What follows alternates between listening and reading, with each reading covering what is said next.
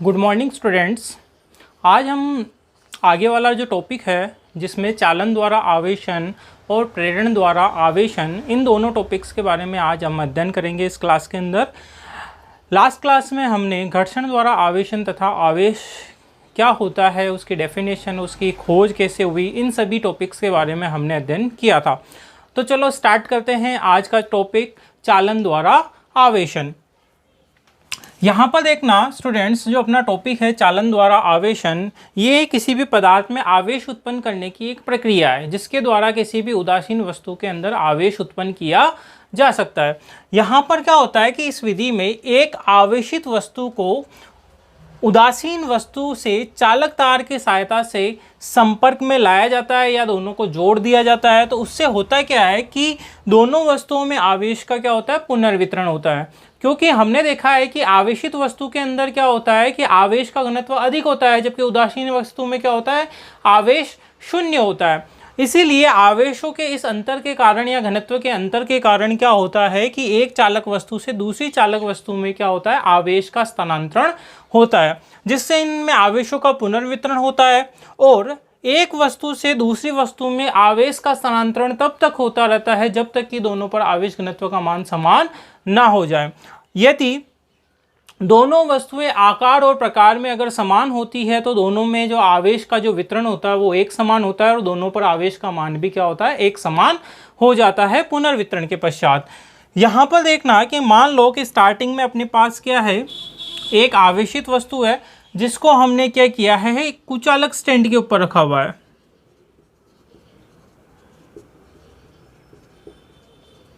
कुचालक stand पर रखने का कारण क्या है कि जब किसी आवेशित वस्तु को भूमि या भू संपर्क में लाया जाता है तो भू संपर्क में आने के कारण और आवेशों के अंतर के कारण जो यहाँ पर वस्तु का जो आवेश होता है वो भूमि में स्थानांतरित हो जाता है। इसीलिए उसके आवेश को बनाए रखने के लिए और भू संपर्क के प्रभाव को नगण्य करने के लिए हम क्या करते हैं, इसको कुचालक स्टैंड पर रखते हैं। इसके अलावा जो दूसरी वस्तु होती है जिसको हमको आवेशित करना है वो कौन सी कहलाती है, अपनी उदासीन वस्तु होती है, और इसको भी हम कुचालक स्टैंड के ऊपर रखते हैं। अब इस उदासीन वस्तु को इस आवेशित वस्तु द्वारा आवेशित करने के लिए जो चालन विधि का उपयोग किया जाता है, तो इसमें हम क्या करते हैं, इन दोनों वस्तुओं को एक चालक तार की सहायता से यहाँ पर जोड़ देते हैं। क्योंकि चालक क्या होते हैं, ऐसे पदार्थ होते हैं जिनमें क्या होता है, आवेश स्थानांतरित हो सकता है या एक जगह से दूसरी जगह पर स्थानांतरित हो सकता है। तो ऐसे पदार्थ को हम क्या कहते हैं, चालक पदार्थ कहते हैं। तो इसीलिए हम आवेश के स्थानांतरण के लिए हम क्या करते हैं, इन दोनों को चालक तार से जोड़ देते हैं। जैसे ही इसको चालक तार से जोड़ा जाता है, इसमें से आवेश का जो स्थानांतरण होता है वो उदासीन वस्तु में होना स्टार्ट हो जाता है, जिससे उदासीन वस्तु भी क्या होती है, आवेशित होना प्रारंभ हो जाती है। अब यहाँ पर क्या होगा कि जब यहाँ पर इसमें आवेश का स्थानांतरण रुक जाता है, अर्थात क्या है कि दोनों वस्तुओं पर आवेश घनत्व का मान क्या होता है, समान हो जाता है। तब इस स्थिति में अगर हम यदि चालक तार को यहाँ से हटा लेते हैं तो हटाने के बाद दोनों वस्तुओं में समान घनत्व का आवेश जो होता है वो उपस्थित होता है। अगर यहाँ पर वस्तुएं समान आकार की होती है तो इनमें आवेश का मान भी क्या होता है, समान होता है। ठीक है, तो इस प्रकार इस विधि में हम क्या करते हैं, यहाँ पर आवेश उत्पन्न कर सकते हैं। इसके अलावा हम देखते हैं उदाहरण के लिए कि मान लो कि जैसे दो समान आकार के चालक गोले हैं। ठीक है, यहाँ पर एग्जाम्पल लिया हमने कि दो समान आकार के क्या है, चालक गोले हैं, और एक गोले पर जो आवेश है वो तो हमने कितना माना है, +10Q ले लिया है हमने। आवेश को किससे डिनोट कर रहे हैं, हम Q से डिनोट कर रहे हैं। तथा जो दूसरा उदासीन है, तब दोनों को अगर हम एक चालक तार की सहायता से जोड़ देते हैं, तब जोड़ने के पश्चात संपर्क में आने पर इनमें आवेशों का क्या होगा, पुनर्वितरण होगा। और आवेशों के पुनर्वितरण के कारण क्या होगा यहाँ पर कि प्रत्येक गोले पर क्या होगा, पुनर्वितरण जब कंप्लीट हो जाएगा, एक वस्तु से दूसरी वस्तु में आवेश स्थानांतरित होगा, तब प्रत्येक स्थानांतरण के पश्चात प्रत्येक वस्तु पर आवेश का मान जो होता है वो 5Q रह जाता है। कितना रह जाता है, 5Q हो जाता है। जैसे अगर इसी के अंदर हम एग्जाम्पल को समझना चाहे कि यहाँ पर आवेश जो था वो +10Q था पहले, और यहाँ पर कितना था, 0। अब यहाँ पर क्या होगा कि जब इसको जोड़ दिया जाता है तो आवेश का पुनर्वितरण होता है, और पुनर्वितरण के पश्चात जब इनको पृथक किया जाता है तो इस पर भी कितना होगा, +5Q, और इस पर भी कितना होगा, +5Q। यहाँ पर भी ध्यान रखना, चालन के अंदर भी आवेश संरक्षण नियम का पालन होता है, जैसा कि हमने पीछे घर्षण के अंदर देखा था। तो यहाँ पर भी देखो कि अगर हम देखते हैं यहाँ पर कि पुनर्वितरण से पूर्व यानी उसको कनेक्ट करने से पूर्व टोटल आवेश 10 + 0 कितना हुआ 10, और पुनर्वितरण के पश्चात 5 + 5 टोटल कितना हुआ 10। तो पुनर्वितरण से पूर्व यानी चालन द्वारा आवेशन से पूर्व कुल आवेश तथा आवेशन के पश्चात कुल आवेश का मान क्या रहता है, समान रहता है, अर्थात आवेश क्या रहता है, इनमें संरक्षित रहता है। ठीक है, तो इस प्रकार ये आवेश संरक्षण का नियम का भी पालन करता है, और ये विधि कौन सी कहलाती है, अपनी चालन द्वारा आवेशन कहलाती है। तो स्टूडेंट्स अब हम नेक्स्ट देखते हैं इसमें प्रेरण द्वारा आवेशन। ठीक है, तो प्रेरण द्वारा आवेशन क्या होता है कि इसमें बिना एक वस्तु को किसी दूसरी वस्तु के संपर्क में लाए अगर आवेशन किया जाता है तो आवेशन की यह प्रक्रिया प्रेरण द्वारा आवेशन कहलाती है। इस विधि में होता क्या है कि एक उदासीन वस्तु जो होती है उसके पास यानी उसको क्या किया जाता है, एक आवेशित वस्तु के पास में रखा जाता है या उससे कुछ दूरी पर रखा जाता है, जिससे क्या होता है कि उदासीन वस्तु में जो आयन स्थित होते हैं, जैसे मैंने कहा था आपको कि कोई भी वस्तु उदासीन होने का अर्थ ये नहीं होता है कि उसमें आवेश उपस्थित नहीं है। उदासीन होने का अर्थ यह होता है कि उसमें दोनों प्रकार के आवेश समान मात्रा में उपस्थित है, अर्थात धनात्मक आवेश और ऋणात्मक आवेश दोनों ही क्या है, समान मात्रा में उपस्थित है, जिसके कारण दोनों एक दूसरे के प्रभाव को निरस्त कर देते हैं। तब इस उदासीन वस्तु में जो आयन होते हैं, क्योंकि एक प्रकार का जो आवेश होता है वो दूसरे प्रकार के आवेश पर क्या लगाता है, एक बल लगाता है, जिसको हम आगे कूलाम के नियम में पढ़ेंगे। तो यहाँ पर क्या होता है कि इन आयनों पर जो बल लगता है, आकर्षण या प्रतिकर्षण, जो उनकी प्रकृति पर निर्भर करता है कि ये समान प्रकृति के हैं या विपरीत प्रकृति का है। तो इसी के कारण यहाँ पर इन प्रकृति के अनुसार वो क्या होते हैं, आकर्षण और प्रतिकर्षण के कारण ध्रुवों पर एकत्रित हो जाते हैं। कहाँ पर एकत्रित हो जाते हैं, ध्रुवों पर एकत्रित हो जाते हैं।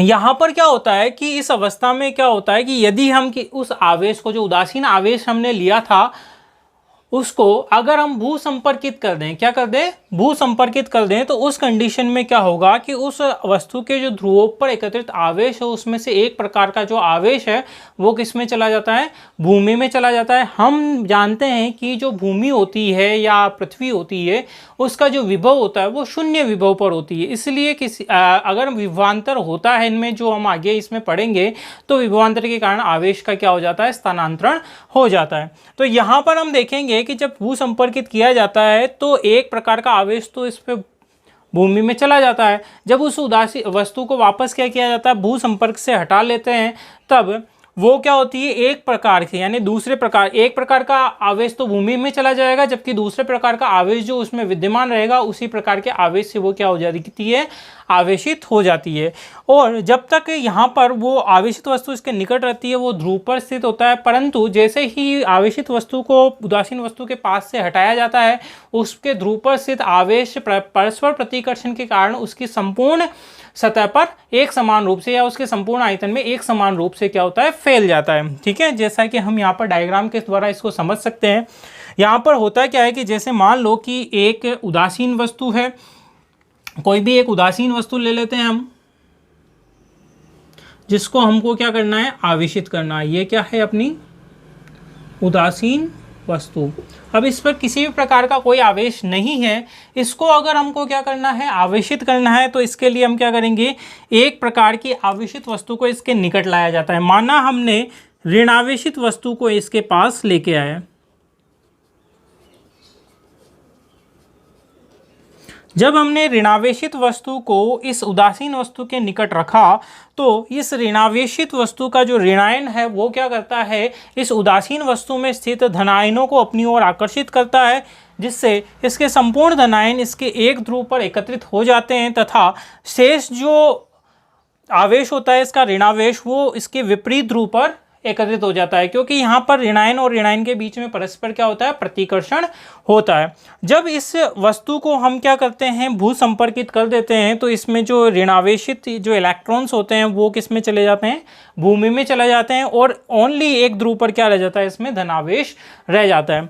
जब इस वस्तु को भू संपर्क से हटाया जाता है और इसके निकट रखी जो आवेशित वस्तु है उसको भी इससे दूर ले जाया जाता है, तो इसमें स्थित जो संपूर्ण आवेश होता है वो पूरी सतह पर क्या होता है, समान रूप से फैल जाता है। तो इस प्रकार जो आवेशन होता है वो कौन सा कहलाता है, प्रेरण द्वारा आवेशन कहलाता है। इसी के अंदर अगर मान लो कि अपने को दो वस्तुओं को अगर आवेशित करना है, तो दो वस्तुओं को हम कैसे आवेशित कर सकते हैं, विपरीत आयनों से। वो देखते हैं हम यहाँ पर कि यदि मान लो कि ये दो वस्तुएं हैं जो क्या है यहाँ पर संपर्क में है, और दोनों ही क्या है यहाँ पर उदासीन है,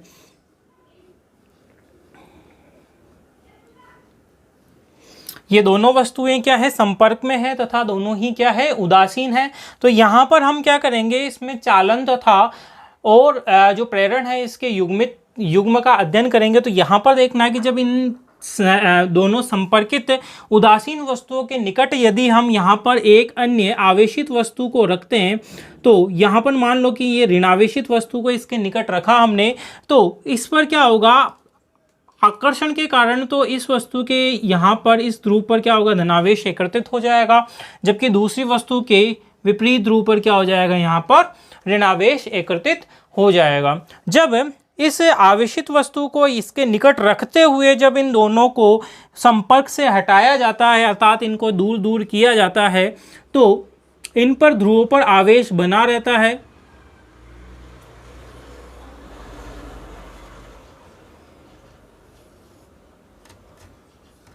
तो इस पर तो क्या रहता है, यहाँ पर ध्रुव पर धनावेश रहता है, और इस वाले ध्रुव पर क्या रहता है, ऋणावेश बना रहता है। जब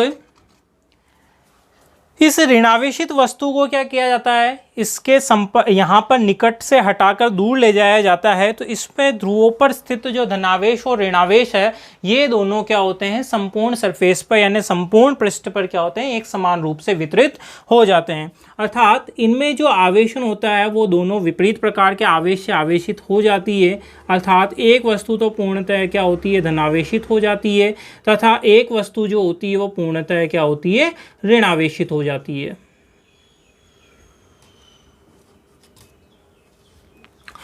तो स्टूडेंट्स, ये था अपना प्रेरण द्वारा आवेशन। यहाँ पर आप इसका स्क्रीनशॉट ले सकते हैं। इसके बाद हम जो नेक्स्ट टॉपिक पढ़ेंगे वो पढ़ेंगे हम आवेशों के गुणधर्म।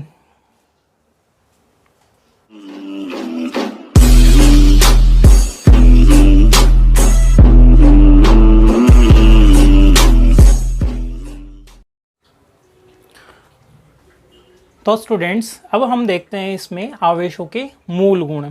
हम यहाँ पर आवेशों के कुछ मूल गुण देखेंगे कि आवेश में कौन कौन से गुण विद्यमान होते हैं। इसके अलावा इसके जो जनरल प्रॉपर्टीज़ या गुण होते हैं उनके बारे में भी हम अध्ययन करेंगे। यहाँ पर आवेशों के मूल गुण में जो प्रथम गुण है वो है अपने आवेशों की योज्यता का गुण। कौन सा, आवेशों में किसका गुण होता है, योज्यता का गुण होता है।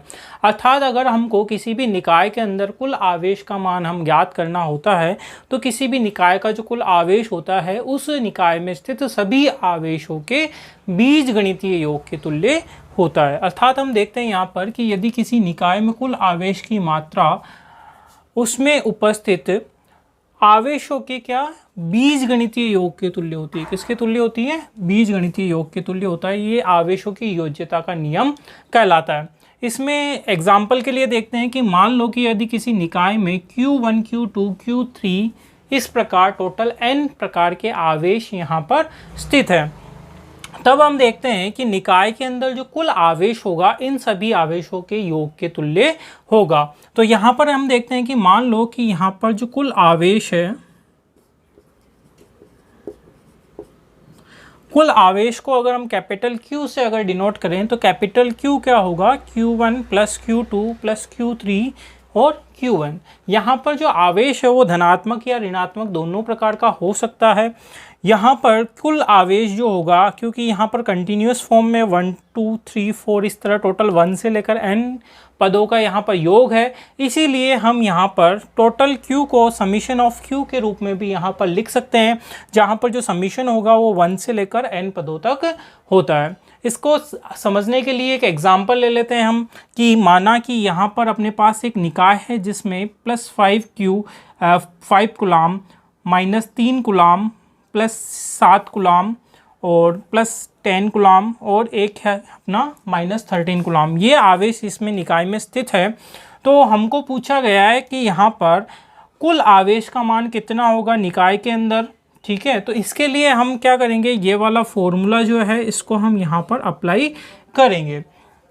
तो हमको पता है कि यहाँ पर आवेशों में कौन सा गुण पाया जाता है, योज्यता का गुण पाया जाता है, अर्थात किसी भी निकाय का जो कुल आवेश होता है उसमें उपस्थित सभी आवेशों के बीजगणितीय योग के तुल्य होता है।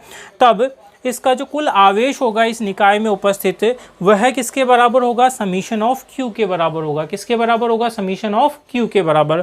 क्योंकि यहाँ पर टोटल 5 आवेश दिए हुए हैं, इसलिए पांचों आवेश का इनके चिन्हों के साथ में योग करेंगे, तब यहाँ पर कि सभी आवेशों के योग के बराबर होगा। इसीलिए +5 कूलाम -3 कूलाम +7 कूलाम +10 कूलाम और -13 कूलाम, अर्थात हमने इनको इनके चिन्हों के साथ योग किया है।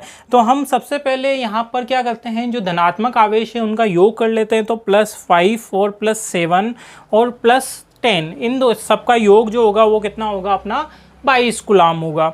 इसके बाद ऋणात्मक आवेशों का जो योग है वो कितना है, अपना -3 और -13 अर्थात -16 कूलाम है।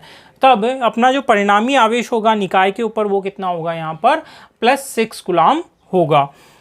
इसके बाद हम जो सेकंड नियम या सेकंड गुण पढ़ेंगे वो पढ़ेंगे हम आवेश संरक्षण का गुण। कौन सा, आवेश संरक्षण का गुण।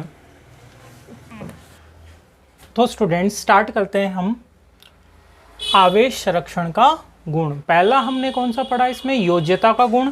दूसरा जो हम पढ़ेंगे वो पढ़ेंगे हम यहाँ पर आवेश संरक्षण का गुण। इसके अनुसार क्या होता है कि प्रत्येक विलगित निकाय का जो कुल विद्युत आवेश की जो मात्रा होती है, यानी कोई भी अगर विलगित निकाय है जो बाह्य निकाय से क्या है, बिल्कुल पृथक है, किसी भी अन्य वस्तु के साथ में संपर्क में नहीं है, तो ऐसे निकाय की कुल आवेश की जो मात्रा होती है वो उस निकाय के भीतर होने वाले किसी भी परिवर्तन प्रक्रिया द्वारा क्या रहती है, परिवर्तित नहीं होती है, अर्थात अपरिवर्तित रहती है। अर्थात अगर हम देखें कि अगर कोई भी आवेश है तो उसके आवेश का मान, यानी कोई भी अगर विलगित निकाय है तो उसके आवेश का मान जो होता है वो नियत बना रहता है, ठीक है। अब हम इसको एग्जाम्पल के लिए हम देख लेते हैं, जैसा कि हमने घर्षण विद्युत के लिए पढ़ा था कि अगर दो वस्तुओं को रगड़ते हैं तो एक वस्तु से दूसरी वस्तु में आवेश का क्या होता है, स्थानांतरण होता है, और इसी स्थानांतरण के कारण उनमें क्या होता है, आवेशन उत्पन्न होता है। तो हम मान लेते हैं कि दो उदासीन वस्तु है जिनको हम एक निकाय के रूप में मान रहे हैं कि दो वस्तुएं क्या है, एक निकाय है। तो इन दोनों वस्तुओं को परस्पर हम क्या कर रहे हैं, रगड़ रहे हैं। दोनों वस्तुओं को क्या कर रहे हैं, रगड़ रहे हैं। तो यहाँ पर रगड़ना क्या है, यहाँ पर ये इस निकाय में होने वाली परिवर्तन प्रक्रिया है। तो रगड़ने के फलस्वरूप क्या होता है कि इसमें घर्षण उत्पन्न होता है, और घर्षण से क्या होता है, एक वस्तु से 100 इलेक्ट्रॉन जो होते हैं वो मुक्त होकर दूसरी वस्तु में चले जाते हैं। क्या होता है, एक वस्तु से 100 इलेक्ट्रॉन मुक्त होकर किस में जा रहे हैं, दूसरी वस्तु में जा रहे हैं। तब जो प्रथम वस्तु होगी जिससे इलेक्ट्रॉन्स बाहर निकले हैं वो कौन सी, धनावेशित हो जाएगी, और जिस वस्तु के अंदर इलेक्ट्रॉन्स प्रवेश करते हैं वो कौन सी हो जाएगी, ऋणावेशित हो जाएगी। तब प्रथम वस्तु पर तो आवेश कितना हो जाता है, 100 ई, यानी इलेक्ट्रॉन पर आवेश के मान के समान है, ये आवेश का परिमाण है, तो 100 ई के बराबर हो जाता है। और दूसरी वस्तु पर समान परिमाण परंतु विपरीत प्रकृति का जो आवेश होता है जिसमें इलेक्ट्रॉन्स पहुंचते हैं वो ऋणावेशित हो जाती है, इसलिए उस पर -100 ई आवेश उत्पन्न हो जाता है। तो यहाँ पर ई जो होता है वो इलेक्ट्रॉन पर आवेश होता है जिसका मान 1.6 × 10⁻⁻19 कूलाम होता है, यह आवेश का परिमाण है। यहाँ पर देखना है कि रगड़ने से पूर्व दोनों वस्तुओं पर जो कुल आवेश है, क्योंकि हमने दोनों वस्तुओं को क्या माना है, एक निकाय माना है। क्या माना है, एक निकाय माना है, इसीलिए यहाँ पर कुल आवेश जो होगा, प्रथम वस्तु पर कुल आवेश 0, दूसरी वस्तु पर कुल आवेश 0, क्योंकि दोनों वस्तुएं क्या है, प्रारंभ में उदासीन है। तो उदासीन वस्तुओं का कुल आवेश जो होगा वो कितना होगा, अपना 0 होगा। इसी प्रकार रगड़ने के पश्चात कुल आवेश का जो मान होगा, क्योंकि रगड़ने के पश्चात एक वस्तु पर तो 100 ई के बराबर और दूसरी वस्तु पर -100 ई के बराबर हो जाता है। जैसा कि हमने प्रथम जो योज्यता का नियम पढ़ा है, तो कुल आवेश का मान कितना हो जाएगा, 100 ई माइनस 100 ई, तो टोटल आवेश का मान कितना हो जाएगा, 0। अर्थात प्रक्रिया से पहले और प्रक्रिया के पश्चात दोनों ही कंडीशंस में कुल आवेश का मान क्या है, यहाँ पर 0 है। अर्थात निकाय का कुल आवेश जो होता है वो परिवर्तित नहीं होता है, अर्थात नियत बना रहता है। अर्थात यहाँ पर आवेश क्या रहता है, संरक्षित रहता है। अतः हम कह सकते हैं कि किसी भी विलगित निकाय के लिए कुल आवेश जो होता है वो उसमें होने वाली किसी भी प्रक्रिया के द्वारा अपरिवर्तित रहता है या नियत बना रहता है। ठीक है, तो ये अपने आवेश का सेकंड गुण कौन सा है, आवेश संरक्षण का गुण। नेक्स्ट हम जो गुण पढ़ेंगे वो पढ़ेंगे हम यहाँ पर क्वांटाइजेशन यानी क्वांटीकरण का जो गुण है या सिद्धांत है, उसके बारे में हम यहाँ पर अध्ययन करेंगे।